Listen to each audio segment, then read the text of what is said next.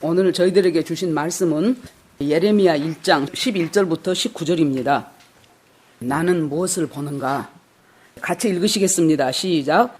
여호와의 말씀이 또 내게 임하니라. 이르시되 예레미야야 내가 무엇을 보느냐? 대답하되 내가 살구나무 가지를 보나이다. 여호와께서 내게 이르시되 내가 잘 보았도다. 이는 내가 내 말을 지켜 그대로 이루려 함이니라.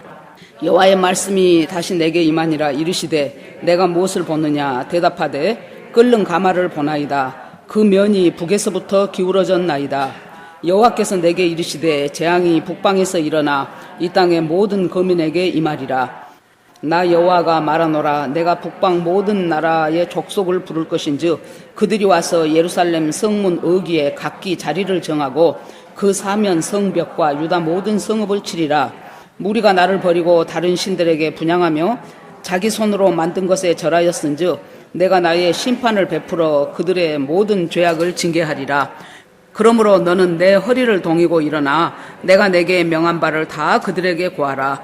그들을 인하여 두려워 말라. 두렵건대 내가 너로 그들 앞에서 두려움을 당하게 할까 하노라. 보라, 내가 오늘날 너로 그 온 땅과 유다 왕들과 그 족장들과 그 제사장들과 그 땅 백성 앞에 견고한 성읍 쇠 기둥 놋 성벽이 되게 하였은즉 그들이 너를 치나 이기지 못하리니 이는 내가 너와 함께하여 너를 구원할 것임이니라. 여호와의 말이니라. 아멘. 기도합시다. 하나님 감사합니다. 오늘 또 저희들에게 예배하게 하시니 감사합니다. 하나님, 세상은 참 흉흉합니다. 여러 가지 들리는 소식도 보이는 것들도 참 소망이 없는 것 같은 이 세상 속에서 저희들이 살아갑니다. 그럼에도 우리 주님의 말씀이 우리의 캄캄한 어두움에 등대 같은 빛을 발하게 하시니 말씀 붙잡고 오직 주님께 전념하여 살아가는 저희가 되기를 원합니다. 하나님, 말씀 가운데서 역사하시는 주님을 찬송합니다. 하나님 아버지, 성령이 임재하여 주시어서 우리들의 깊은 심령 뿌리까지도 그 말씀이 우리들을 이끌어가고 그 말씀이 그 굳은 땅들을 파헤치며 그 말씀이 우리에게 부드러운 마음이 되게 하시며 그 말씀이 우리 심령에 심겨진 것이 될 수 있도록 하나님 아버지, 이 시간 정말로 그냥 왔다가 그냥 가는 그런 시간이 아니고 하나님 아버지, 정말로 주님을 만나는 시간이 되게 하여 주시옵소서. 내 인간적인 여러 가지 생각들을 다 내려놓고 오직 주님만을 바라보는 시간 되게 하옵소서. 예수님 이름으로 기도합니다. 아멘. 우리가 만약에 도저히 내가 감당할 수 없는 어떤 일을 하나님이 시키신다면 참 힘들겠죠. 하나님, 그 선택을 잘못하셨습니다. 왜 하필이면 접니까? 저 보니까 아주 날카롭고 예리한 우리 전도사도 있고 무던한 권사님도 계시고 조용하면서도 자기 할 일 다 하고 믿음으로 살아가는 우리 집사도 있고, 저렇게 세버렸는데 뭐 이 나이 먹은 나를 시키시려고 하십니까? 그럴 거 아니겠습니까? 예레미야 입장이 그랬습니다. 이 예레미야는 유다가 망하기 직전의 선지자예요. 그런데 하나님께서 예레미야에게 말씀을 주시는데요, 말씀을 주시고 망한다, 무너진다, 심판한다, 멸망한다 그렇게 하시면서 얼마를 기다린 줄 압니까? 40년. 참 우리 하나님은 기다리고 기다리고 또 기다리신 분이 우리 주님이셔요. 그런데 그 40년 동안 주님이 나를 돌아오라고 기다리구나, 이걸 깨달은 사람은 축복인데 뭐 가만히 있네, 뭐 나 혼나지도 않네, 지금까지 내가 살던 대로 살면 되겠네, 이렇게 생각하는 것은 실은 저주예요. 이 분별이 잘 있어야 돼요. 그러니까 예수님이 오죽하면 서해 쪽에서 구름이 몰려오면 오늘 비 오겠네 라고 너희들이 하지 않냐, 저 밑에 사막 쪽에서 더운 바람이 불어오면은 이제부터는 건기가 시작되고 여름이구나 하지 않냐. 그런데 천기는 분별할 수 있으면서 어찌하여 시대의 징조는, 하나님이 주시는 징조는 그토록 분별을 못하느냐 하면서 탄식했던 그 예수님의 마음입니다. 지금 이 예레미야는요, 아나돗 지방의 제사장의 아들이라고 소개가 됩니다. 아나돗 지방은 사해 저 끝에 아주 변방이에요. 그리고 유배지였답니다. 이제 뭐 정략에 의해서 뭐 희생된 사람이라든가 뭐 기타 등등 이런 사람들이 유배 보낼 때 도성 가까운 데도 안 두잖아요. 지금으로 우리로 하자면 저 전라도 끝터리 섬이나 저 함경도 꼭대기 어디나 이런 데로 보냈죠. 다시 돌아올 수 없고 그 사람들이 어떤 영향력을 행사할 수 없는 곳으로. 아나돗이 그런 지방이었어요. 그러니까 중심에 있는 사람들, 기득권 세력들은 아나도 출신이다 그러면 아예 알아주지도 않았어요. 아이 저것들이 무엇을 한다고 이랬던 아나도 출신의 제사장의 아들이었어요. 아마 제사장의 아들이었기 때문에 상당히 그 율법에 대해서 많은 어떤 식견이 있었고, 또 이렇게 부패해가고 이렇게 망조가 들어가는 나라를 보면서 굉장히 마음에 탄식을 했습니다. 지금 여러분 우리가 다 예수 믿고 교회 다닌다고 하지만은요, 지금 이 나라에 되어져가는 영적 현실을 보는 눈이 있어야 돼요. 그러면서 정말로 마음이 아프고 이거 기도를 안 할 수가 없네. 이 나라가 이대로 가다가는 교계 안에 잘못 들어온 다원주의라든가 동성애의 영이라든가 사회주의의 영이라든가 이런 것들 속에서 교회는 무너져 내리고, 정권은 간첩이었던 신영복을 가장 존경한다고 했던 분이 대통령이 되어 있고, 청와대 안에 주사파 출신 세력들은 22명이나 거기서 자리를 차지하고 있고, 모든 면에 언론이고 뭐시고 모든 것은 지금 장악된 속에서 우리 국민들은 계속해서 한쪽의 소리만을 들을 수밖에 없는 이런 상황 속에 처해 있는 것을 보면서 뭐 어때, 그냥 나 먹고 살면 됐지 라고 생각하는 것은 정말로 이건 눈이 감겨진 거예요. 정말로 그걸 생각하면 지금은 내가 밥 먹고 살지만은 하나님의 진노가 이 땅에 임한다면은 이것이 어떻게 될 것인가. 이렇게 교회를 문을 닫았다 열었다 닫았다 열었다 하는 것이 단순히 저 정부가 악해서만이라고 생각하십니까? 아니요. 주님께서 일어나 깨어나 지금이 어느 때냐, 너 지금까지 어떻게 살았냐, 너 맨날 네 가족 너 먹고 사는 것, 네 기도라는 것은 그것에 국한되어 있지 않았냐. 눈을 들어봐라. 나라가 망하고 나라가 전쟁 중이면 네 자식이 어디가 있으면, 네 직장이 어디가 있으면, 네 사업이 어디가 있겠냐. 그걸 지금 하나님께서 우리한테 가르쳐 주시는 과정들이에요. 잠자고 있는 사람들을 깨워서 일어나라고 하는 과정이죠. 그런데 지금 이 예레미야는 참 이런 상황들을 보면서 마음이 아팠던 것 같아요. 왜 많고 많은 사람 중에서 하나님이 예레미야를 택했는가? 예레미야가 하나님하고 같은 마음을 가졌기 때문이에요. 여러분 사무엘상도 보세요. 하나님이 점점 이렇게 나라가 부패해가고, 거기 엘리 제사장이란 사람 보세요. 대제사장이에요. 그런데 얼마나 영적으로 둔한 사람인지, 이건 한나가 와서 기도해도요, 기도한지도 모르고 너 왜 술 취했냐 하고 야단친 사람이 분별력이 없는 사람이었어요. 그런데 하나님이 도대체 이 어려운 이 나라에 내 마음과 같은 마음을 가진 사람을 보자 하니까 없어요. 그러니까 에스겔서에서도 하나님의 마음으로 성 무너진 데를 막아서는 사람이 한 사람만 있어도 좋겠다 그랬어요. 하나님이. 그만큼 가면 갈수록 하나님의 마음과 하나님의 뜻에 합한 사람은 정말로 극소수예요. 그러니까 사람들은 많은 사람 넓은 길을 가는 것이 그것이 정도인 것처럼 생각해요. 그런데 거기에서 좁은 길을 가야 되고 많은 사람들이 가지 않는 길을 조롱당하면서 가야 되고, 그것이 하나님의 사람인데 그 하나님의 사람이 보통 때는 괜찮아요. 그런데 심판이 가까울수록 그 하나님의 사람 수는 적어들고, 심판이 가까울수록 그 길을 가기가 참으로 어려운 시대예요. 그러니까 하나님이 보니까 한나가 자식을 못 낳아. 그런데 후처로 얻은 분인나는 막 애를 잘 낳아요. 그러고 낳기만 잘한 것이 아니고 조롱을 해. 네가 본처라 그래도 네가 자식 하나도 낳지 못하면서 네가 무슨 본처 자리를 차고 앉았냐. 나 같으면 양심에 없어서라도 나는 물러나겠다. 뭐 이런 식의 여러 가지 조롱하는 말을 했겠죠.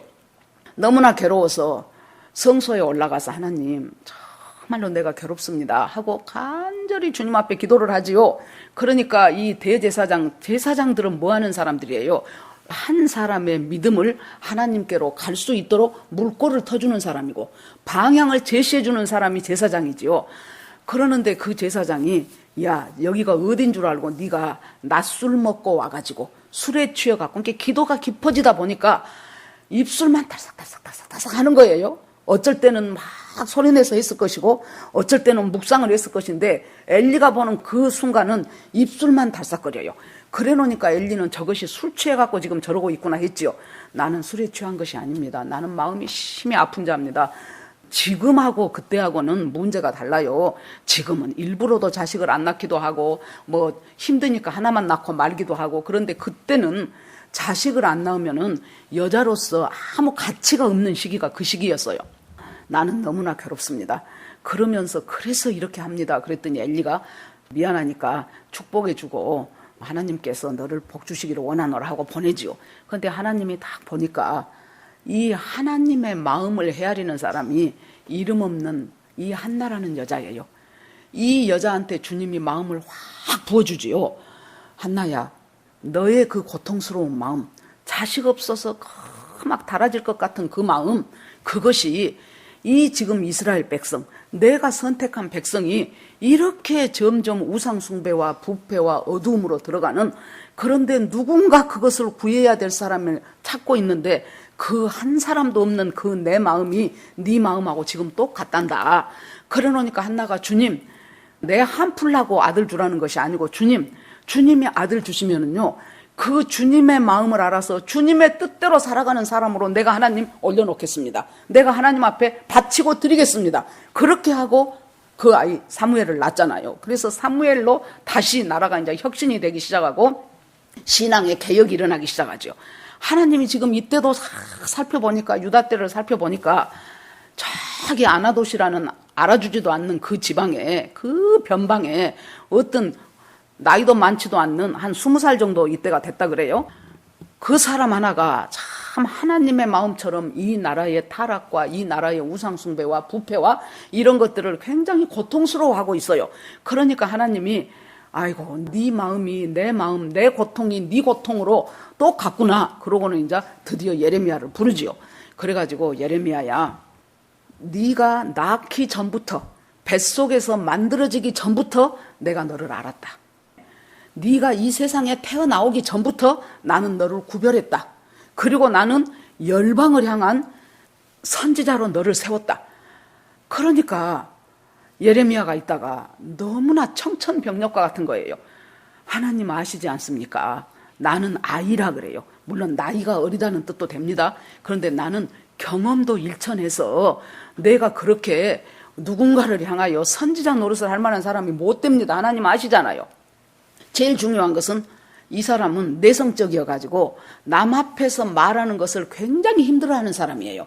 그러신 분들 많아요. 실력도 있고 똑똑한데도 남 앞에서 자기 의견을 제대로 아주 또록또록하니 말을 잘 해내는 것을 굉장히 힘들어하는 사람들이 있다고요. 그런 사람들은 선생님이라든가 어떤 강사라든가 이런 쪽으로 직업을 얻으면 참 복잡해집니다. 연구직으로 있는 것이 좋아요. 그런 분들은 열심히 자기 혼자 연구하고 발표하고 논문 쓰고 이런 것은 또 그분들이 잘합니다. 그러니까 주님 아시지 않습니까? 나는 남 앞에서 말하는 것이 질색입니다. 경험도 없습니다. 나이도 어립니다. 그런데다가 나는 출신이 아나도 출신이에요. 그런데 내가 가서 그 기득권 세력들, 왕, 제사장, 방백 이런 사람들 앞에 내 말을 그들이 듣겠습니까? 그러고 내가 어떻게 그 말을 한단 말입니까? 라고 지금 하나님 적임자를 찾으소서 한 거예요. 그러니까 하나님이 뭐라고 합니까? 딱 하나님이 손으로, 이제 손의 형상이겠죠. 손으로 예레미야 입을 가리키면서 내 말을 네 입에 두었노라 그래요.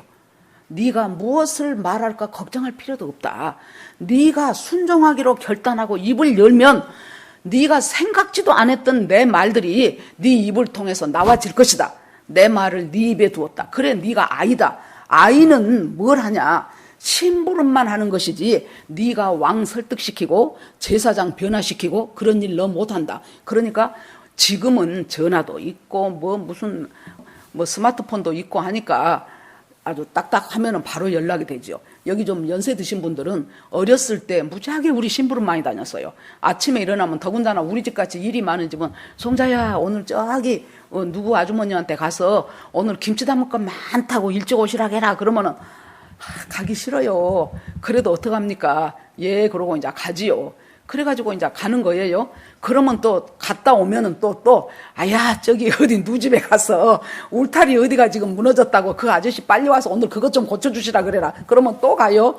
또 이제 그 다음에 이제 집안에 뭔 일이 있어서 떡하고 잔치하고 그러죠. 그러면 이제 아침마다 이제 우리 언니하고 나하고 한 쟁반식이고 이것은 누집 갖다 주고 저것은 저집 갖다 주고 그렇게 했어요 우리가. 그런데 우리가 떡을 만들었습니까? 아니지요. 우리가 김치 담습니까? 아니지요. 울타리 고칩니까? 아니죠. 뭐 합니까? 말만 전해.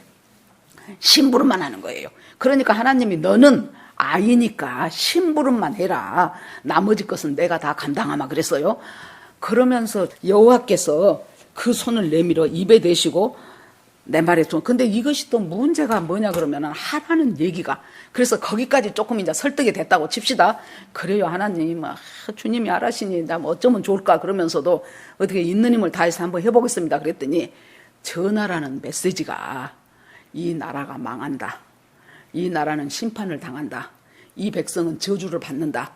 그 말을 하라니 여러분 교회에 오셔서 위로받고 주님은 너를 사랑하신다. 격려받고 하나님이 너를 축복하신다. 너를 잘되게 하실 것이다. 지금 좀만 참아라. 뭐 이제 이런 얘기를 듣고 싶은데 너는 망할 것이다. 너는 저주받을 것이다. 이 말을 들으면 누가 좋다고 하겠습니까? 교인들 가운데서 누가 설문조사를 해봤나 봐요. 목사님 설교 중에서 가장 듣기 싫은 설교가 뭡니까? 그랬더니 1순위가 회개하라. 다 나를 찌르는 소리는 누구나 싫은 거예요. 그러고 있더니 하나님이 이것만 갖고는 안 되겠으니까 제 2탄으로 뭘 주십니까? 환상 2개를 보여주시죠. 첫 번째 환상을 쫙 보여주셔요. 아마 내 생각에 처음 봤을 것 같아요. 이 예레미야로서는. 그러면서 네가 무엇을 보느냐 그래요. 살구나무 가지를 봅니다. 그래요. 살구나무 가지가 딱 보여요. 그러니까 그 살구나무라는 것이 이제 히브리어는 쇼케드라는 단어라고 합니다. 그런데 이 쇼케드 그러면은 사케드하고 아주 의미 비슷해가지고 사케드가 자연스럽게 떠올라요. 예를 들자면 우리가 바늘 그러면은 자연적으로 실이 떠오르잖아요. 그것하고 똑같은 이치예요. 그래서 살구나무 그러면은 어떤 말이 떠올라요? 샤케드라는 말은 내가 이 말을 꼭 지키리라 하는 뜻이에요. 내가 반드시 지키리라. 그러니까 하나님이 살구나무를 딱 보여주고 그 다음에 반드시 지키리라는 그것을 그대로 보여주면서 주님이 내가 이것을 반드시 지키겠다 그래요. 그러면 살구나무는 뭐냐? 우리는 이제 추운 겨울이 지나가고 이제 봄이 왔다는 것을 알리려면 저 입춘이 왔습니다. 그러고 텔레비전 같은 거 보면 뭐 보여줘요? 버들강아지. 버들강아지가 막 그 따뜻한 햇살에 밑에는 얇은 얼음이 녹아가면서 얼음장 밑으로 철철철철철 물소리가 흐르고 그리고 그 버들강아지 버들 눈이 탁탁 뜬 것을 보여줘요. 그러고 조금 있으면 이제 매화 보여주고 여수의 오동도에 동백꽃 보여주고 이렇게 하면서 이제 봄에 오는 소리가 지금 들리지 않습니까? 하고 이제 텔레비에 나오는 거예요. 이스라엘은 다른 나무들은 아직 겨울잠을 자고 있는데 살구나무가 제일 먼저 꽃이 피어요. 그러니까 살구나무는 봄 소식을 전해주는 거예요. 그런데 이 봄 소식 이전에 그 이전에 있어야 될 것이 뭐예요? 무너지고 멸망하고 심판하는 것이 그 이전에 있어요. 하나님께서 뭐라고 말씀하십니까? 여호와가 원하시는 것은 재앙이 아니고 심판이 아니고 평강이다 그랬어요. 그 말은 재앙을 거쳐서 어떤 어려움을 거치더라도 너희가 주님과 바로 되는 관계인 평강까지 가기 위해서는 재앙도 올 수가 있어. 심판도 올 수가 있어. 저주도 올 수가 있어. 진노도 올 수가 있어. 이것들을 거쳐서 결국에 가서는 너희가 하나님과의 바른 관계를 맺는 평강으로 이어져 간다는 거예요. 그러니까 우리가 인생 살아가면서 참 탄탄대로 정말로 순풍에 돛달듯이 그런 인생을 누구나 다 살고 싶지요. 그런데 우리가 전혀 뜻밖의 뜻하지 않는 어려움을 만나고 제가요 어저께 뭔 유튜브를 하나 봤어요. 그랬더니 이름은 몰랐는데 그 탤런트 배우더라고요. 여러분 혹시 기억할지 몰라요. 얼굴 보면 저 사람 그렇게 알 거예요. 뭐 사극에도 많이 나오고 그랬던 사람인데 아무튼 뭐 어떻게 뭐 자기들은 무슨 술자리에서 여자 후배 하나를 이렇게 한 대 때려버렸나 봐요. 그러니까 이제 요새가 어떤 세상인데 그거 맞고 가만히 있을 사람이 없지요. 그래 놓으니까 기자가 전화를 해가지고 당신이 아무개를 폭행했습니까? 그런 거예요. 그러니까 자기도 모르는 사이에 아니요 그래 버렸어. 그런 일 없는데요. 그랬는데 CCTV에 다 나와버린 거예요. 그래서 이제 얼른 기자회견을 했는데 이미 이제 들통난 뒤에 기자회견 한 거잖아요. 그러니까 그때부터 이 사람을 써주는 곳이 없어요. 그래서 집 담보로 하고 그 다음에 이제 사업을 시작했는데 쫄가당 다 망해가지고 집도 뭣도 다 날아가고 아버지 어머니는 요양원에 보내고 애들하고 부인은 처갓집에 보내고 자기는 어떻게 해야 될 줄을 모를 때 연극할 때 했었던 후배 한 사람이 어디 물류창고에 가갖고 막 이제 그 택배 거요 막 차들이 막 엄청나게 들어오더구만. 그러면 거기서 이제 각 이제 어디로 나가야 될 것들을 분류를 하는 작업을 해야 되잖아요. 그 일을 하면은 하루 일하고 바로 일당을 준다는 거예요. 그래서는 그 일을 마스크 쓰고 하니까 누군지도 모르죠. 그 일을 4개월을 꾸준히 하는데 나중에 어떤 사람 하나가 아니 저 사람 그 탤런트 아니야? 하면서 이제 그게 소식이 알려지기 시작했더라고요. 그래가지고 5평, 옛날에 살던 집은 참 아주 멋지고 훌륭한 집입니다마는 5평짜리에서 동료하고 둘이 사는데 막 진짜 5평이니 생각을 해보세요. 거기다가 그냥 막 짐조차 멋조차 막 그렇게 놔두고 이 사람은 밤에 일해. 6시에 출근해서 그 뒷날 6시에 퇴근을 해요. 그러니까 오자마자 라면 하나 끓여 먹고 창문에다가 시커먼 종이 붙여놓고 자는 거예요. 그렇게 하고 이제 동료 한 사람은 자기하고 이제 교대 근무요. 이 사람은 아침에 갔다가 밤에 들어오고. 아무튼 그런 삶을 살아가는데 거기에서 받는 돈을 받는 즉시 자기 아내한테 다 보내두고만. 그래가지고 여기서 벗어나 보려고 아주 몸부림을 치더라고요. 그래서 내가 저 사람이 물론 사람을 폭행한 것은 잘못했지만은 저렇게 열심히 아주 처음에는 그 택배 그것이 이렇게 이제 안 하던 일을 해서 그런지 막 손이 이렇게 부어갖고 이건 무슨 독을 났는가 할 정도였어요. 그럼에도 불구하고 그 일을 4개월, 5개월 하면서 주변 사람들 사이에서 거기 반장이란 사람이 저 사람 자세히 보니 사람 괜찮네. 그래도 왕년에 연예인 소리 듣던 사람인데 그렇게 하면서 달리 보기 시작하는 이제 일들이 생기기 시작하더라고요. 그래서 나도 내 마음속으로 저 사람한테 다시 길이 열렸으면 좋겠다 하는 이제 그 생각을 하면서 어저께 잠깐 그 유튜브를 언제 방송했는지는 모르는데 그것을 본 적이 있습니다. 여러분 우리가요. 인생 살아가면서 자기 인생에 그런 일이 있으리라고 생각이나 했겠습니까? 인생 살아가면서 느닷없는 일들을 당하고 생각지도 않은 진짜 부도가 나고 생각지도 않은 참 패망이 오고 이런 모든 과정들이 여러분 뭐 하기 위해서예요? 내 인생에 주님과의 바른 평강의 관계를 갖기 위해서 살구나무 꽃을 피기 위해서 저주와 멸망과 심판과 파괴가 먼저 선행되었다는 거예요. 얼마나 그것이 사람이 힘들고 어려운 일이지만은 이 과정을 거쳐서 결국에 거기를 가야 되는데 이 과정을 안 거치면은 그러니까 거기 자기 동료 하나를 만났어요. 뭐 형 그러더라고요. 그 사람이 뭐라 그러냐 그러면은 이제 비로소 너한테서 사람 냄새가 난다 그래요. 그전에는 너는 플라스틱 같았어. 그전에는 싸늘한 세멘 같았어. 그런데 이제는 너하고 얘기를 하면 너한테 비로소 사람 냄새가 난다. 그만큼 낮아지고 인간적이 됐다는 소리예요. 교회를 찾아가더라고. 그 부근에 있는 자그마한 교회를 찾아가서 혼자 아무도 없는데 열심히 기도를 하더라고. 무슨 기도를 하냐고 이제 물어봐요. 그래 놓으니까 첫째는 그동안 내가 잘못 살아온 거. 그거 하나님 앞에 회개하고. 여러분 이 사람한테 그 기회가 없었으면 내가 잘못 살아왔다는 것을 회개할 시간이 있겠습니까? 우리가 하나님께서 하나님과의 바른 관계를 갖기 위해서 그걸 보여주셔요. 하나님이. 그래서 이제 살구나무 꽃을 보니까 야 소망이 있구나 그랬겠죠. 그러더니 하나님이 하나 또 보여주셔요. 그건 뭐예요? 끓는 가마가 북에서부터 남쪽으로 기울어졌다. 제가 제일 처음에 젊었을 때 솔직히 그때는 신약을 주로 읽고 더군다나 구약, 이사야, 예레미야 이런 것은 참 안 들어오잖아요. 젊었을 때는. 그런데 이 예레미야서를 처음 읽을 때, 이 1장을 읽을 때 끓는 가마가 북에서부터 기울어졌나이다 하는데 우리는 하도 독특한 나라잖아요. 지금 저 북쪽에 있는 북한 저것들이 언제 뭔 일을 저질릴지 모르는. 그러니까 그냥 아이고 이거 깐딱하다 이거 북한에서 전쟁 일으키는다는 예언 아닌가 막 이제 그런 식으로 제 마음에 와닿더라고요. 지금 그 나라는 여러분 북에 지금 누가 있냐 그러면 그쪽에서는 바벨론이 있어요. 아수르는 망하고 바벨론이 신흥 강대국으로 지금 떠오르는 거예요. 그런데 이 바벨론이 지금 다른 나라들을 하나씩 점령해 가면서 지금 이제 이 유다 쪽으로 지금 내려오고 있는 중이에요. 여러분 우리 믿는 사람들 이스라엘 백성들은 병력이 약해서 전쟁에 진 것이 아니에요. 하나님으로부터 떠나 있을 때 져요. 병력이 강해서 전쟁에 이기지 않아요. 하나님과 가까워졌을 때 하나님이 나가서 싸워서 하나님이 전쟁은 여호와께 속한 것이다 그러고 이기게 해줘서 이긴 거예요. 우리 믿음의 사람들의 이 세상 살아가는 방식이 하나님을 모르는 사람의 방식과 같아서는 안 돼요. 하나님을 모르는 사람의 방식과 뭐가 달라요? 우리가 하나님과 가까이 하고 하나님의 마음에 합한 자가 되면은 하나님이 일 처리를 하시기 시작을 합니다. 그런데 내가 하나님으로부터 멀어져 있고 떠나가 있고 다른 방법으로 꼼수를 써서라도 어떻게 막 일을 막 어떻게 해결해 보고 싶고 그러면은 이 일은 점점 더 꼬이게 돼 있어요. 그러니까 이스라엘 유다 백성들의 문제는 뭐예요?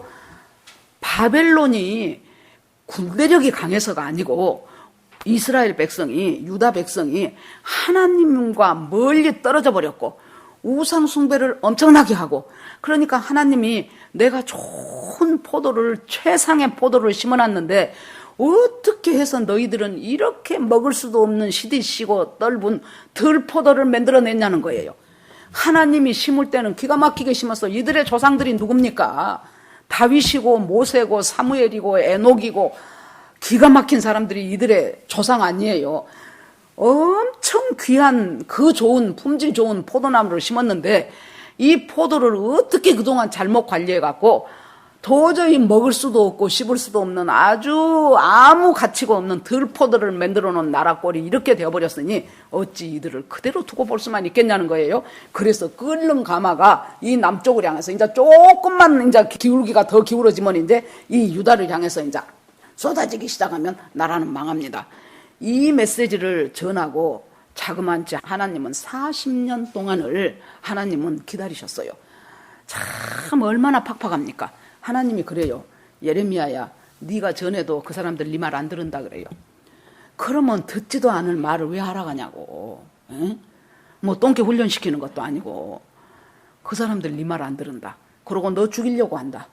몇 번이나 죽이려고 시도를 했어요. 예레미야를. 거기다가 감옥은 수도 없이 들어갔습니다.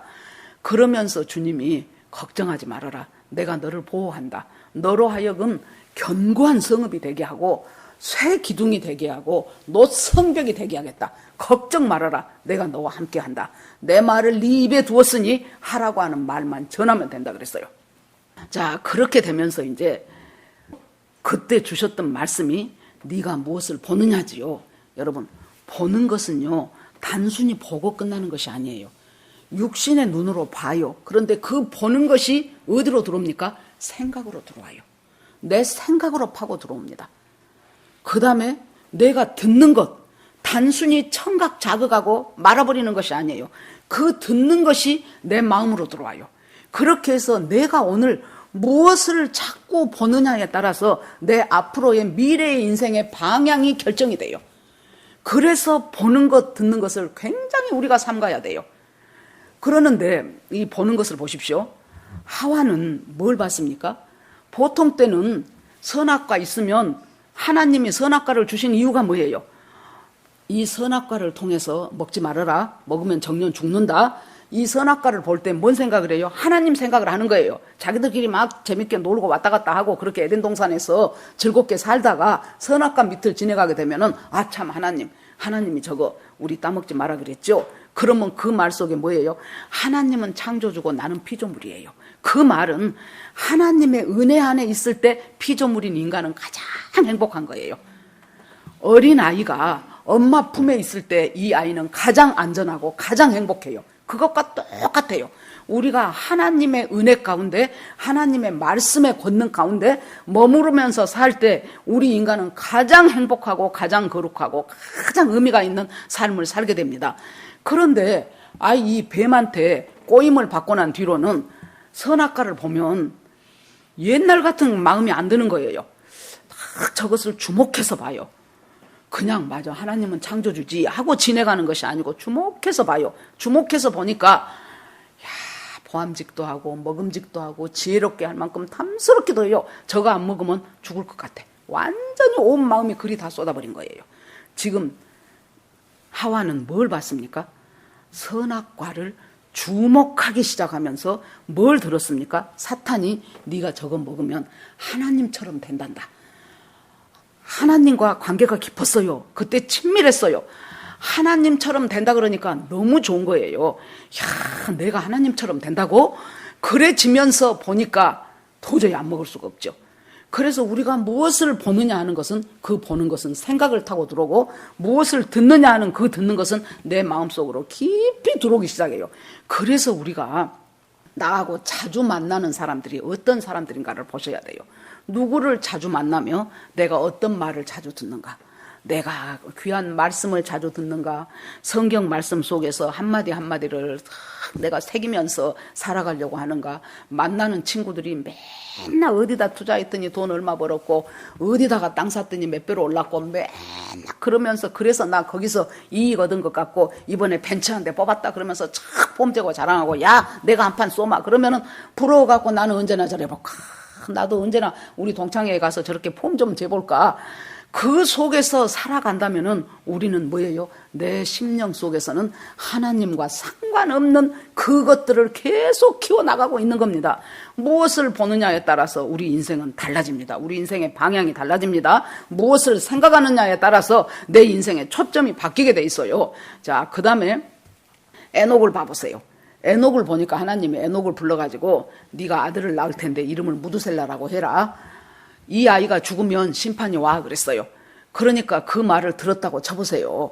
그러면은 무두셀라가 열이 39도만 돼도 야 저거 혹시 뭔 일 있는 거 아닐까? 혹시 뭐 하다가 얘가 높은 데서 떨어지면 저거 저대로 죽는 거 아닐까?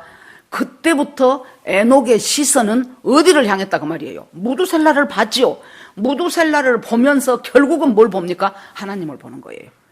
무두셀라를 보면서 야 하나님이 지금 나에게 어떤 삶을 살기를 원하시는가. 그러니까 성경은 무두셀라 낳고부터 에녹이 300년 동안 하나님과 동행하다가 하나님이 그냥 육신의 죽음을 맛보지 않고 데려가셔 버렸어요. 그래서 그것이 휴거의 지금 샘플이라고 말씀드렸죠. 그렇게 해서 에녹은 누구를 봐요? 무두셀라를 통해서 계속 하나님을 보는 거예요. 계속해서 하나님을 봅니다. 모세는 40년 동안 자기 궁궐 생활하고 나서 궁궐 생활하는 동안에도 계속해서 무엇을 봅니까? 자기 민족의 아픔을 봐요.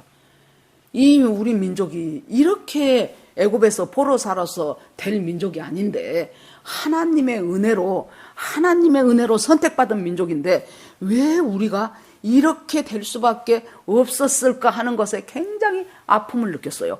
하나님은 이 어려운 시대에 어떤 사람을 들어서 선지자로 사용하냐 그러면은 하나님의 아픔과 하나님의 고통에 동참하는 사람. 하나님의 아픔이 내 아픔이 되고 하나님의 고통이 내 고통이 돼요. 하나님은 지금 북한 동포를 보면 아파서 미칠 것 같아요. 하나님이. 내가 어저께 저 다니엘 기도에 거기 잠깐 보니까 그 탈북했던 어떤 전도사님이 그 간증을 하는 것을 제가 들었어요. 여러분 우리 다 아는 얘기예요. 우리 교회에서는 하도 제가 말을 많이 전달해서 다 아는 얘기예요. 그때 김일성 죽고 고난의 행군으로 들어갔을 때 나는 300만 죽은 줄 알았더니 350만이 죽었더라고. 그래가지고 도저히 어떻게 할 길이 없어가지고 이 사람들이 무엇을 하냐면은 이 아이가 그때 9살인가 10살 그 정도 먹었을 텐데 이 아이가 갔다가 그 소매치기를 해요. 소매치기를 해가지고 먹고 살 수밖에 없어. 그러면 걸리지요. 걸리니까 이제 학교에서 어디 무슨 학원이라는 함경도 어디로 보냈대요. 그래서 그 학원이 뭔 학원이냐, 소위 문제아들 데려다가 이제 거기서 죽으면 죽고 살면 살고예요. 고난의 행군 시간에 행군을 그 3년을 거쳐서 거기에 있는 학생 가운데 세상에 60명이 죽었대요. 우리나라로 하면 초등학생인데. 그러면 뒷산에 갔다가 다 땅 파고 그 자리에서 그냥 다 묻어버리고 끝나는 거예요. 그래서 이대로 있다가는 너무 먹을 것이 없으니까 옥수수가 아니고 옥수수 그 알맹이 다 하면 그 깡치 있죠. 그것을 가루로 빻아갖고 그걸 죽을 써요. 그러니 그것이 무슨 진기가 있겠습니까? 무슨 영양이 있겠습니까? 그러니까 영양실조로 죽고 영양실조가 돼 있다 보니까 조그만 병 하나만 걸리면은 그걸 면역력이 약해져 갖고 이기질 못해서 그렇게 죽고 그 어린 소녀들이 거기서 그렇게 많이 죽어나가요. 거기서 다시 나와서 그 다음에 이제 뭐 또 탈북하고 또 다시 잡혀가고 막 이런 수없이 많은 과정을 거치면서 이제 선교사를 만나게 되고 예수를 믿게 되고 이제 그 과정에 대한 얘기를 하더라고요. 지금 주님은 그 북한에 있는 그 동포들, 우리 동포들, 또 북한에 있어서 정치범 수용소, 거기에서 예수 믿는 지하교인들, 이곳을 바라보는 주님의 눈물과 주님의 아픔과 주님의 마음이 막 톡톡톡톡톡 떨어지고 있는 거예요. 그런데 내가 아무런 느낌도 없어. 이런 말을 들어도 아이고 그거에 나하고 뭔 상관이요. 그러고 문 나가면서 그냥 잊어버려요. 이런 분은 하나님이 선지자로 못 세울 수가 없어요. 그럼 뭐 선지자 안 하면 되지. 여러분, 선지자 안 하면 된 것이 아니고 우리 예수 믿는 사람들은 모두가 다 어떤 식으로든지 하나님의 선지자 역할을 감당하라고 이 땅에 태어나게 하신 거예요. 그래서 하나님의 눈과 내 눈이 맞춰지고 하나님의 마음과 내 마음이 맞춰지고 하나님의 아픔과 내 아픔이 맞춰져요. 저는 이제 이 말씀을 보면서 하나님, 그러면 예레미야는 이 40년 동안을 언제부터 시작했다 그랬냐면 요시야 13년부터 하나님의 말씀이 임했다 그랬어요. 참 선지자는 하나님의 말씀이 임한 사람이 선지자예요. 거짓 선지자가 훨씬 많았어요. 가짜가. 그랬는데 이 참 선지자가 말씀이 임한 사람인데 하나님께서 요시야 왕이 참 그 이스라엘 유다가 망해가는 마지막 등불 같은 존재가 요시야 왕이었어요. 8살의 왕이 됐어요. 그랬는데 이 사람이 종교를 개혁하고 어떻게 개혁을 합니까? 어느 날 성전 청소를 하다가 거기에 율법책을 발견이 돼. 먼지 그득하게 묻은 것은. 그러니까 말씀이 없는 세대는 우리 인간은 본질적으로 부패하고 본질적으로 진노의 자식이에요. 가만 두면 우리는 저절로 망할 길로 가게 돼 있는 것이 너나 할 것 없는 인간의 원래의 모습이에요. 그러니까 세상에 성전에서 얼마나, 그때는 다 두루마리였죠, 성경이. 얼마나 안 읽었으면은 성전은 그러니까 형식만 남아있는 성전이 됐다는 얘기지요. 그런데 청소를 하다 보니까 두루마리가 있어서 그걸 갖다 읽으면서 보니까 모든 사람들이 거기에 이제 통해 자복해요. 말씀이 들어가니까 이 사람들이 통해 자복을 합니다. 그러면서 요시야가 이제 이 나라의 잘못된 것들을 이제 종교적인 것들을 개혁을 하기 시작을 하죠. 마지막 등불이었어요. 그런데 애굽의 왕 바로 누고가 내가 저 바벨론하고 싸울 텐데 너희들 길 좀 터줘 그러죠. 나 너하고는 아무 유감 없다. 그러니까 나는 니네 나라 치러 가는 것이 아니니까 저 바벨론 치러 갈 테니까 우리 길 좀 터줘. 그러니까 이 요시야가 절대로 못 가 그러고 막다가 죽었어요. 그러고 그 다음에 오는 왕들은 완전히 이제 이것은 뭐 추락하는 것은 날개도 없다요. 막 이건 나라를 망하자고 작정을 해놔요. 여러분, 나라가 망할 때는 지도자가 엉망진창인 사람이 생기는 거예요. 요시야 딱 끝나고 나니까 그 다음에 그 아들인 여호아스, 그 다음에 여호야긴, 그 다음에 시드기야, 이것들은 완전히 이제 망조를 드는 나라로 막 어디에 줄 서야 될지는 몰라갖고 갈팡질팡 하다가 망할 길로 줄을 서요. 애굽은 지금 지는 태양이에요. 뜨는 태양이 바벨론이에요. 바벨론한테 줄을 서야 돼요. 그러니까 여러분, 우리나라 같은 경우는 굉장히 지정학적으로 중요한 위치에 있고 어려운 위치에 있는 나라예요. 우리나라 한반도를 봐보세요. 바로 바다 건너에는 중국이라는 엄청난 큰 대륙이 있죠. 그 옆에 러시아 있죠. 그 다음에 등 뒤에는 일본 있죠. 경제대국이라는. 그래가지고 또 반으로 갈라져 있죠. 그러면 우리가 여기서 어떤 외교를 펼쳐야 되냐면은 제일 처음에 국익을 생각해야 돼요. 자존심이고 무엇이고 뭐 민족정신이고 그것은 나중에 찾고 일단 이 나라가 5천만의 이 백성이 어떻게 먹고 살아가야 되며 어떻게 이곳에서 살아낼 수 있는가를 생각을 해야 돼요. 여러분, 가까운 데 있는 나라하고 이해관계가 더 많겠습니까? 먼데 뚝 떨어진 나라하고 이해관계가 많겠습니까? 뚝 떨어진 나라하고는 전쟁을 별로 안 해. 다 붙어있는 나라. 옛날 같으면 뭐 독일하고 프랑스, 영국하고 독일이 이런 식으로 자꾸 붙어있는 나라들이 서로 영토라든가 이런 것 때문에 전쟁을 하지. 뚝 떨어진 우리하고 뭐 저 아프리카 어디 뭐 무슨 뭐 르완다 사람하고 전쟁 안 한다니까요. 그러면 우리를 둘러싸고 주변에 있는 이 강대국들이 있어요. 중국, 러시아, 일본. 그런데 다행히 미국이 뚝 떨어져 있어. 그러죠. 거기다가 이 미국이 이승만 박사가 기가 막힌 조약을 맺어가지고 한미동맹을 맺어버렸어. 절대 미국은 안 해주려고 그랬어요. 그랬더니 이승만 박사가 기어이 그거 안 하면 안 된다. 그래가지고 한미동맹을 맺어가. 그게 뭐예요? 네 나라 치면 우리가 자동적으로 때려줄게요. 여러분, 힘있고 큰 나라가 저것이 너 성가시게 하면 우리가 가서 때려줄게. 그러면 우리가 강해서 우리를 함부로 못하겠습니까? 우리를 치면은 저 큰 나라가 자동적으로 때려준다는 저 큰 나라가 무서워서 못하겠습니까? 한번 생각을 해보세요. 우리가 어느 편에 줄을 서야 이 나라가 살겠냐고요. 그런데 민족제일주의 해가면서 그렇게 주장하려면 방법이 하나 있어요. 우리가 미국만큼 강해져야 돼. 그러면 큰 소리 빵빵 치면서 미국 본토 호홈 해버리고 우리가 자력 국방을 유지할 수 있어요. 지금은 우리가 그게 아니에요. 세컨더리 보이콧 한 2개 정도만 탁 때려버리고 관세 한 20, 30% 물려버리고 자동차 관세 물리고 그다음에 반도체 관세 물리고 스마트폰 관세 물리고 그렇게 해버리면 우리나라 경제는 그날부로 베트남보다 더 못 살게 돼버려요. 이런 현실 파악을 제대로 하는 것이 굉장히 중요하죠. 그러니까 예레미야는 하나님께서 지금 말씀하신 그 말씀에 전쟁의 나팔 소리가 지금 점점 들려오고 있어. 그런데 방법은 하나예요. 애굽으로 가서 어떻게 도와주라고 해볼까? 아니면은 옛날에 망해버린 아수르를 찾아가서 어떻게 해볼까?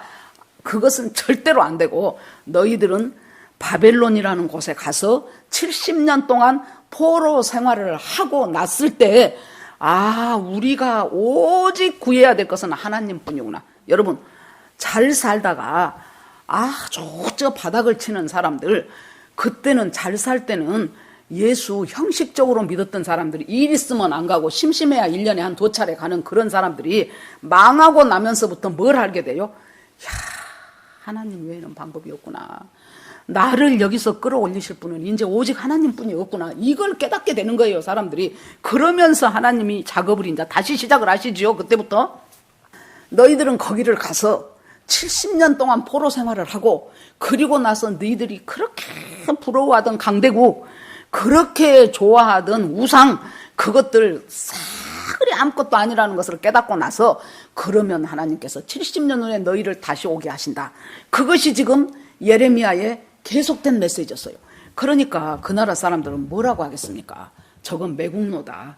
우리 보고 바벨론한테 항복하라 그러네. 저거 완전히 매국노야. 그러고는 이제 왕도 가만 안 둘라 그러지. 제사장들은 욕하지. 가짜 선지자들은 저거 지금 가짜 예언합니다 하고 이제 고해 바치죠. 백성들도 화가 나죠. 가짜 선지자들은 뭐라 그랬어요? 2년만 있으면 돌아온다는 거예요. 2년만 있으면 우리가 다시 돌아온다. 그러면 여러분 2년 조금 고생하다 돌아온다는 말이 듣고 싶겠어요? 70년 동안 포로로 있다가 나중에, 그러니까 간 사람들은 거기서 다 죽지요. 거반 어른들은. 그리고 거기서 태어난 사람들, 이런 아주 어렸을 때 간 사람들, 이런 사람들이나 다시 노인 돼갖고 다시 돌아와요. 70년이 지나니까. 어떤 말을 듣고 싶겠어요? 2년 있다가 돌아온단 말을 듣고 싶지 않겠습니까? 그래 놓으니까 지금 이 전쟁의 나팔 소리는 점점 커지고 전쟁의 바벨론의 발자국 소리는 점점 크게 들려오는데, 어찌하여 이 나라는 들어야 될 것을 듣지 못하고 보아야 될 것을 보지 못하고 종교적인 행사는 계속해서 양잡고 소담는 일은 무지무지하게 벌이면서 진정한 하나님의 마음은 이토록 깨닫지 못합니까 하고 계속해서 눈물을 흘릴 수밖에 없었고 계속해서 애통해할 수밖에 없었던 것이 예레미야였어요. 제가 어저께 이 말씀을 보면서 그 생각이 들더라고요. 그러면 하나님, 예레미야가 죽겠다고 말해도 아무도 안 듣잖아요. 아무도 안 들어. 왕은 죽이려고만 하고 제사장들은 욕하고 백성들은 조롱하고 그러는데 뭐 때문에 예레미야한테 이 일을 시키셨냔 말이요. 이 선지자로서 일을 하게 하시려면 뭔가 열매가 있어야지. 아무도 듣도 않고 보도 않고 돌아오도 않고 결국에 가서 자기 생전에 유다가 망해갖고 포로로 다 잡혀가는 것까지 봤잖아요, 예레미야가. 그러면 도대체 하나님, 이 예레미야는 그때 한 일이 뭡니까? 그러자 그 생각이 들더라고. 우리가 다니엘서를 볼 때요, 아니 이렇게 나라가 망해서 바벨론으로 포로로 잡혀갈 때 다니엘이 이제 그 귀족의 아들이었죠. 왕족 귀족을 제일 먼저 1차적으로 잡아가요. 그래서 1차로 포로로 잡혀갔는데 거기에서 보면서 어떻게 이 믿음이 있었을까? 유다 나라가 거의가 다 부패하고 우상 숭배하고 신앙은 떨어져 나가고 이런 속에서 어떻게 열 몇 살밖에 안 된 애들이 목숨을 걸어놓고 정말로 죽으면 죽이리로다 우상한테 절하라 그러니까 하나님께서 우리를 살리실 것이고 그리 아니하실지라도 나는 저 신상에게 절할 수 없습니다. 좋은 것 살찐 진미 먹으라 그러니까 그거 우상에게 절했던 것인데 우리는 먹을 수 없으니까 그냥 채소 주십시오. 그리고 열흘 동안 시험해 봐가지고 잘 먹인 쟤네들하고 채소 먹고 그냥 곡식만 먹고 한 우리하고 한번 비교를 해보십시오. 그래서 얼굴이 축이 났다거나 뭔가가 잘못됐다면 그때는 우리가 당신 말을 따르리다 그러죠. 아니 이 어려운 상황에 나라는 다 망해버렸는데 어떻게 얘는 이런 믿음이 있었을까? 집에서 신앙을 잘 가르쳤을까? 그렇게 하고 넘어갔죠. 아니 어제 말씀 보면서 내가 깨달아지는 것이 그 중간중간에 다니엘과 세 친구와 우리가 알고 있는 에스겔과 이런 알지 못했던 그 씨앗처럼 숨겨져 있었던 사람들이 예레미야의 메시지를 경청하기 시작했구나 그 생각이 들더라고. 예레미야의 메시지를 예레미야가 하는 저 사람이 참 선지자다. 저 사람이 하는 말이 진짜 하나님이 주시는 말씀이다. 그걸 깨닫기 시작하고 그것에 대해서 애통해하고 기도하면서 나라를 위해서 기도하고 하나님의 뜻이 이루어지기를 간구하고 그랬던 사람들이 포로 공동체에 들어가서 다니엘은 왕궁에 있게 되고 에스겔은 포로들 사이에 있게 되고 그렇게 하면서 하나님께서 하나님의 말씀으로 이 사람들을 새롭게 하는 역사들을 이루어내기 시작한 것이 바로 이것이었다는 얘기가 생각이 되더라고요. 그래서 여러분 우리가 지금 살아가는 동안에요 하나님은 우리 모두를 다 선지자로 부르셨어요. 내가 무슨 선지자 하지만은 여러분 한 가족에 내가 영향을 줄 수 있는 사람, 내 자녀들, 내 가족들, 내 형제들, 내 부모, 내 친지 할 것 없이 우리는 누군가에게 선지자예요. 그 선지자 노릇을 하나님이 우리한테 하기를 원하고 계셔요. 그래서 주님께서 이 선지 사역을 잘 감당하는 것이 내가 인생 살아가는 동안에 하나님께서 나에게 주신 소명이자 사명이에요. 제가 대학교 다닐 때 이제 한참 이제 믿음이 좋아질 때예요. 그래가지고 방학 때 집에를 가잖아요. 그러면 우리 어머니가 성자야 그러면서 나는 다른 것은 다 믿어지는데 부활하는 것은 안 믿어진다. 무슨 사람이 죽으면 또 부활까지 하냐. 그것은 안 믿어진다. 그러면 이제 별로 이제 잘 알지도 못한 내가 있는 힘을 다해서 이제 그걸 설명을 하는 거예요. 어머니가 저쩌고 이제 막 설명을 해. 그러면 이제 그러냐. 그러고 이제 한 번은 제가 또 마태복음 24장을 보면서 너무 가슴이 뛰더라고. 야, 이 마지막 때가 다가오고 있구나. 그래서 이제 방학에 갖고 이제 또 집에 가갖고 마태복음 24장을 펴놓고 어머니 여기 좀 앉아보시오. 그렇게 하고는 한 줄 한 줄 읽어가면서 막 설명을 하기 시작했어요. 지금하고 똑같죠. 지금 이런 일들이 일어나고 있죠. 그러면 그런 것 같다. 그러면 또 이제 또 설명하고. 여러분, 우리는 누구에겐가 선지자예요. 나에게 와서 하나님의 말씀을 들려주려고 한 누군가가 나에게 선지자 노릇을 그동안 했어요. 그랬죠. 누군가가 나에게 선지자 노릇을 한 거예요. 어떤 목사님이 하셨고 어떤 순장이 하셨고 어떤 선배가 했고 그래서 그 말씀을 듣고 내가 또 누군가에게 선지자 노릇을 하면서 살아가는 것이 그 인생이 우리의 소망이에요. 그런데 주님이 딱 첫 번째 말씀하신 것이 네 어머니의 뱃속에서 만들어지기 전부터 내가 너를 알았다 그러죠. 그러면 여러분 우리 인생이라는 것이요. 우리 사람 생명이라는 것이 어디서부터 출발한다는 거예요? 자기가 엄마 뱃속에서 만들어진 순간이 육신의 생명은 그때부터 출발해요. 그때부터 출발을 하는데 우리의 이 생명이 그때 시작된 것이 아니고 하나님이 네가 만들어지기 전부터 알았다 그러잖아요. 하나님이 에베소서에 보면 창세 전부터 내가 너를 만들었다 그러잖아요. 나는 1900 몇 년에 태어났는데 2000년 이후에 태어났는데 우리들은 그러면 뭐예요? 우리 생명이 어디에 연결되어 있다는 얘기입니까? 영원에 연결되어 있다는 소리예요. 우리 생명의 뿌리가 영원하신 하나님한테 그 뿌리를 대고 있다는 거예요. 그리고 이 생명이 어디까지 이어져요? 앞으로 영원까지 또 이어지는 거예요. 그러니까 여기서 사는 90년, 100년, 80년 이 사는 이 세월 피상적으로 이것만이 내 생명이라고 생각한 사람은 자기 인생에 대한 관점을 피상적으로밖에 할 수가 없어요. 그러니까 여기에서 잘 먹고 잘 살고 눈에 보이는 것, 귀에 들리는 것 그것이 다인 것으로 알면서 살다가 끝나면 좋은데 결국에 가서 하나님과 멀어지는 삶을 살기 때문에 하나님과 멀어지면은 영원히 하나님하고는 상관이 없는 곳으로 갈 수밖에 없어요. 그곳이 지옥이에요.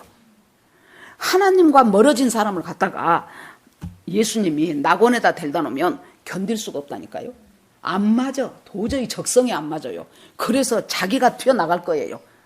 내가 뭐 알지는 못하지만은 여러분 이 우리의 생명의 뿌리가 영원에 잇대어져 있어요. 그리고 우리의 생명이 끝나면서 끝나는 것이 아니고 하나님은 영원부터 영원까지예요. 그것이 알파와 오메가예요. 영원부터 영원이에요. 시작도 끝도 다 하나님의 손에 있어요. 그러면 그 영원에 잇대어 있는 그 우리의 생명이 결국에 가서는 저 영원까지 이어져 가겠지요. 그러니까 우리가 이 세상에서 사는 것, 이것은 잠깐이고 사라져가는 안개와 같은 것이고 나를 인도해 가시는 여호와의 말씀은 영영이 서리라예요. 나중에 언약궤 갔다가 다시 옮길 때 보니까 솔로몬이 성전 짓고 우리 지금 역대하 보지요.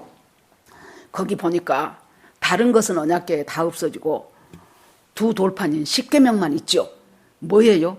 이것도 저것도 사라지지만은 영원히 말씀은 이때뿐만이 아니고 우리가 영원히 낙원에 있고 영원히 저천성에 있는 그때에도 하나님의 말씀은 살았고 운동력이 있어요. 그래서 그때도 말씀으로 모든 것이 조성되고 말씀으로 모든 것이 운행되는 그 영원한 삶까지 이어져 있어요.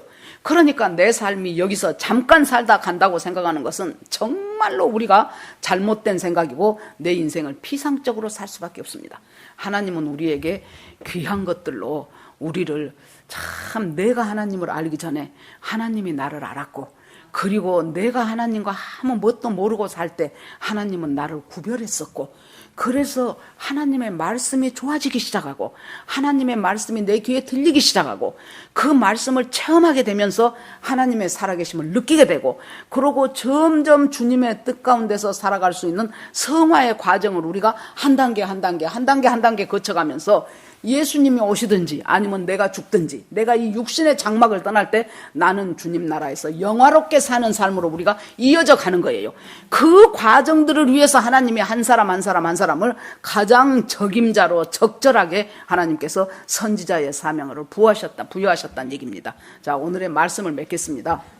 어둡고 힘든 시대일수록 북왕국 이스라엘이 망해갈 때는 하나님이 참 능력 있는 선지자 엘리야와 엘리사를 줬어요. 그 사람들은 진짜 능력이 있었어요. 엘리야 봐보세요. 막 기도하니까 그냥 막 비가 내려버리지요. 그냥 뭐 불이 하늘에서 내려와 버리지요. 뭐 다 태워버리지요. 엘리사 보세요. 기도하니까 그냥 훤히 보여가지고 저 아람 나라에서 쳐들어옵니다. 다 막으십시오 하니까 그냥 다 되어버리지요. 나만 보고 들어갔다 나갔다 하라 그러니까 나만이 그냥 깨끗해지죠. 이런 능력의 선지자였는데 예레미야는 그랬다는 대목이 없어요. 맨날 울면서 말하는 것이 예레미야. 참 선지자 중에서 안 된 선지자예요. 맨날 울어. 나라는 점점 망해지는데 아무리 말해도 왕도 안 듣지요. 제사장도 안 듣지요. 얼마나 제사장이 타락을 했냐면은 바알의 이름으로 축복을 해. 바알은 우상이잖아요. 하나님의 이름으로 백성을 축복한 것이 아니고 바알의 이름으로. 왜 그럴까요? 백성들이 바알을 좋아해. 어째서? 그 바알이 농사를 잘 짓게 해주는 신이라고 생각하기 때문에. 그러니까 농사를 잘 짓는다는 것은 지금으로 하면은 돈을 많이 벌게 해준다는 거잖아요. 그래 놓으니까 축복을 하나님의 뜻에 합당한 축복을 한 것이 아니고 바알이 너를 축복하기를 바라노라 이렇게 축복을 했던 그렇게 타락했던 시대예요. 오늘날 한국교회에 얼마나 이 어려운 시대가 되면은요, 이 심판의 시대가 되면 예수님이 누가복음, 마태복음 다 말씀하시죠. 마지막 때에 대한 이야기를 하면서 예수님이 꼭 예를 든 것이 두 개예요. 누굽니까? 노아의 때와 같고 롯의 때와 같다. 노아의 때와 같고 롯의 때와 같다. 그것을 기억해라. 노아의 때는 사람들이 방주에 다 들어가고 문 닫힐 때까지 그 사람들은 먹고 마시고 시집가고 장가가고 사고 팔고, 롯의 때는 하나 더 붙어 집 사고 집 팔고 심고 이것들로 점쳐든 게 완전히 모든 관점이 땅에가 딱 박아져 있는 시기였다는 거예요. 그런데 여러분, 다 지금 심판 직전의 사람으로 예를 들지요. 노아의 방주 홍수 심판이 있기 전에 노아란 사람으로 예를 들고, 소돔과 고모라의 불심판이, 하나는 물심판이고 하나는 불심판이에요. 불심판이 있기 전에 롯이란 사람을 예를 들어요. 자, 봅시다. 이 마지막 직전에 살아가는 사람들의 지금 노아나 롯이나 다 지금 하나님 믿는 사람들이에요. 하나님 아는 사람들이에요. 그런데 노아는 베드로 후서에 뭐라고 말하냐 그러면, 그는 하나님이 의로움을 알고 그 약속을 붙잡고 끝까지 방주를 지어서 자기 가족뿐만 아니라 짐승들까지도 구원하기에 이른 사람이 노아였어요. 그러니까 노아는 하나님이 약속을 주셨어. 여러분 한번 생각해 보세요. 그때는 홍수가 있기 이전이니까 굉장히 자연이 아름다워요. 요즘 가을이어갖고 산에 가면 참 아름답습니다. 그런데 그때는 지금 홍수 이후에는 모든 것이 다 지금 막 그냥 막 파괴가 되고 생태계가 막 변화가 되고 그랬어요. 그때는 얼마나 아름답고 좋았겠습니까? 그런데요, 노아가 방주를 100여 년 이상 짓지요. 다 짓고 나니까 하나님이 뭐하라 그래요? 역청으로 안과 밖을 바르라 그래요. 왜? 물을 안 스며들어가고. 그러면 역청은 콜타를 시커먼 거예요. 그렇게 아름다운 자연, 꽃피고 새울고 아름답게 하늘거리는 그 파란 하늘, 그 흰 구름에 시커먼 방주 하나가 딱 서 있어. 모든 사람 다 볼 수 있도록. 그것도 산중턱에. 작기나 합니까? 축구장보다 더 큰 방주 하나가 뻑 서 있을 때 얼마나 사람들이 혐오감을 가졌겠습니까? 저 사람 미쳐도 좀 곱게 미치지. 저 뭔 짓을이요? 하나님이 엄청나게 홍수가 내려갖고 다 죽인다 그랬다네? 그러면은 사람들끼리 낄낄거리고 웃고 조롱하고 왜 멀쩡하게 생겨갖고 자기나 하지. 저 자식들까지도 저렇게 앞길을 막아버려 하면서 얼마나 많은 비난을 들었겠습니까?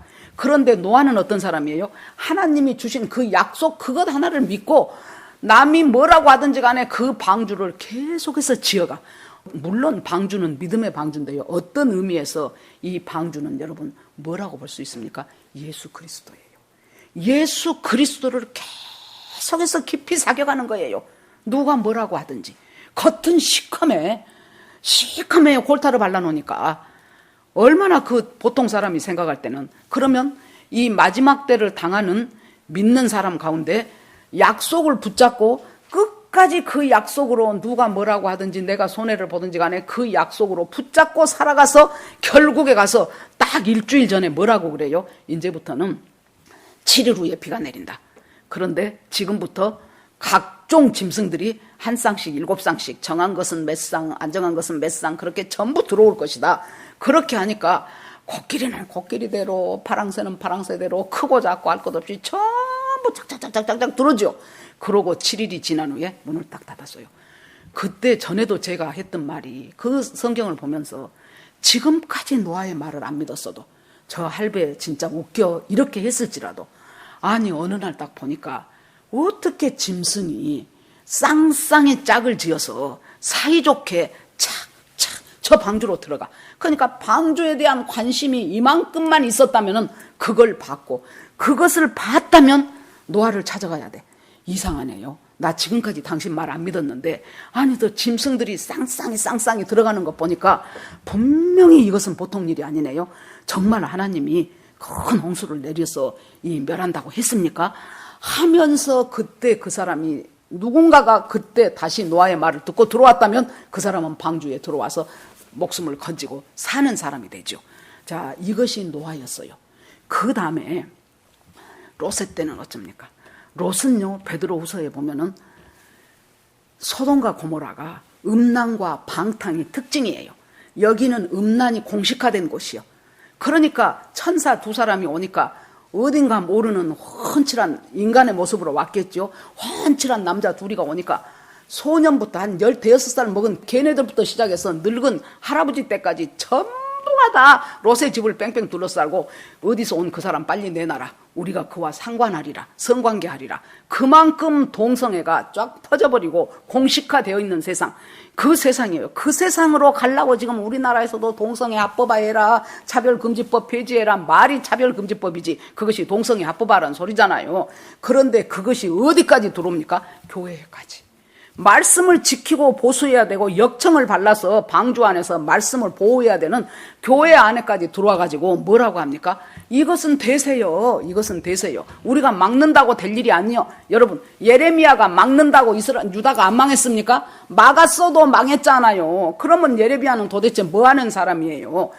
자, 침몰되어가는 배에서 여러분, 이 유다라는 나라가 지금 우리나라 세월호라고 쳐봐요. 침몰되어가는 배에서 침몰된다는 것을 알고 한 사람이라도 더 구명보트에 태우기 위해서 있는 힘을 다하는 사람이 선지자예요. 내 주변에 있는 한 사람이라도 더 지옥 백성 만들지 않기 위해서 있는 힘을 다해서 구명보트인 예수의 배로 옮겨 태우는 것이 우리가 할 일이다고요. 그런데 롯은 거기서 보니까 자기가 이제 하나님을 알아요. 보니까 음란하고 방탕한 곳이요. 그곳이. 그렇게 베드로후서에서 뭐라고 말합니까? 베드로후서에 보면은 롯이 거기서 의로운 심령을 상했다 그래요. 우리 봐봐요. 믿음 없는 조금 약한 사람도 세상에 왜 이러는지 몰라. 의로운 심령을 상한다 그 말이에요. 의로운 심령을 상했으면 거기서 나와야지요. 예? 삼촌, 아브라함 삼촌, 내가 생각을 잘못했어요. 거기서 내가 자리 잡고 돈은 좀 벌고 재산은 불렸는데요. 도저히 그곳이 있을 곳이 못 돼요. 음란과 방탕이 꼭대기까지 차 있어요. 나 다시 삼촌 곁에 와야 되겠어요. 동물들 좀 재산 정리해도요. 이리 와야 되겠어요. 못 와. 이것이 대다수의 그리스도인이에요. 알아요. 이래서는 안 된다는 거. 그러고는 힘들면 예수님 빨리 오셔야 되는데 왔다 오면 저 데려갈지 알고 천만의 말씀이요. 오면 저는 큰일 나. 그때 회개하고 빨리 그 전에 돌이켜야지. 그래가지고는 의로운 심령을 상하면서도 끊지를 못해. 이 두 종류라니까요. 약속을 믿고 노아처럼 꾸준히 방주를 지어가는 사람 한 팀. 그 다음에 또 하나, 아유 마음이 괴로워. 왜 이래 세상이. 테스 형 왜 이래. 그러면서 그 자리에서 떠나지를 못하고 그대로 계속 살아가요. 그런데 창세기에 보니까 뭐라 그래요? 아브라함의 기도를 하나님이 생각하사 롯을 건졌다 그랬어. 저 하는 날로는 그대로 유황불 맞아야 돼요. 그런데 하나님이 이 조카를 위해서 계속 기도하는 그 아브라함의 중보기도를 듣고 롯이 만약에 거기에서 죽었다 할 때 하나님의 친구라고 한 그 아브라함이 얼마나 마음을 상해할까 싶어서 하나님이 기회를 들어다가 소알성까지 가라고 인도를 해줬죠. 둘 중에 하나예요. 그럼 롯같이 살아도 소알성 가는구나 그렇게 생각하시면 안 돼요. 그래서 하나님께서 우리에게 이 예레미야 선지자를 통해서 다니엘과 세 친구와 에스겔 같은 그 포로 공동체에서도 그 사람들에게 믿음의 정체성을 부여할 수 있는 그 사람들에게 도전을 주고 말씀의 씨를 뿌렸다면 또 나아가서는 계속해서 기울어져가는 이 나라에 구명보트를 계속해서 태우는 그 역할을 하는 선지자로 삼으셨고 오늘날 우리에게도 하나님께서는 그 역할을 감당해 주기를 간절히 하나님이 원하고 계셔요. 누가 말해서 듣습니까? 하지 말아요. 듣고 안 듣고는 그 사람이에요. 하나님이 기회를 주실 때는 묵살하지 말고 말씀도 전하시고 하나님이 기회를 주실 때는 정말로 있는 힘을 다해서 시간을 내서도 기도하고 무시로 수시로도 기도하고 그렇게 하면서 기도하면서 하나님과 나와 이 끈이 계속 연결이 돼야 돼요. 그렇게 하면서 살아가는 것이 오늘날 우리에게 주시는 이 마지막 세대를 살아가고 있는 저희들에게 주시는 하나님의 놀라운 사명이자 그리고 우리가 마땅히 감당해야 될 하나님의 은혜 속에서 이 일들을 실행하게 하실 것입니다. 정말로 우리가 유명하지 않고 뭐 별스럽지 않는 인생을 산다 할지라도 하나님께서 내가 처해 있는 상황 속에서 어떻게 하나님과 끈이 닿아져서 믿음으로 예레미야 선지자 같은 선지자의 삶을 잘 살아낼 것인가를 하나님 앞에 기도하고 간구하면서 열심히 오늘도 내일도 그렇게 주님을 바라보면서 내 눈이 어디를 향하고 있는가. 하나님이 우리한테 중간중간 너 지금 못 보냐 그러시지 않겠습니까? 네가 지금 무엇을 보느냐. 그러면 나는 지금 무엇을 보는가 내 인생을 한번 휘둘러 봐야 돼요. 그렇게 하면서 주님 앞에 믿음으로 나가시는 저와 여러분 되기를 주의 이름으로 축원합니다. 예, 아멘. 자, 주여 다 같이 한번 부르고 같이 기도하겠습니다. 주 하나님 아버지 은혜를 감사드립니다. 오늘 또 함께 하시는 주님을 찬송하고 찬양합니다. 하나님 정말로 생각지도 않았던 예레미야 선지자를 하나님께서 부르셔서 하나님의 선지자로 삼으셨습니다. 그리하여 하나님이 그 입에 말씀을 두셨습니다. 하나님 아버지 주께서 인도하시고 아버지 노아와 같은 믿음의 사람이 될 것인가. 약속 붙잡고 꿋꿋하게 걸어가는 믿음의 사람이 돼서 그와 그의 가족들과 하나님 짐승들까지도 살려내는 사람이 될 것인가. 아니면 롯처럼 간신히 자기 하나 구원받는 그런 사람이 될 것인가. 하나님 아버지 우리가 주님의 마음으로 날마다 하나님 무엇을 보는가, 하나님 육안으로 보이는 것 그 너머의 것들을 볼 수 있는 저희가 되게 하여 주시옵소서. 믿음 안에서 굳건히 서서 살아가는 우리 모두가 되기를 간절히 원합니다. 주님 앞에 모두 올리고 우리를 구원하신 예수 그리스도 이름으로 기도합니다. 아멘.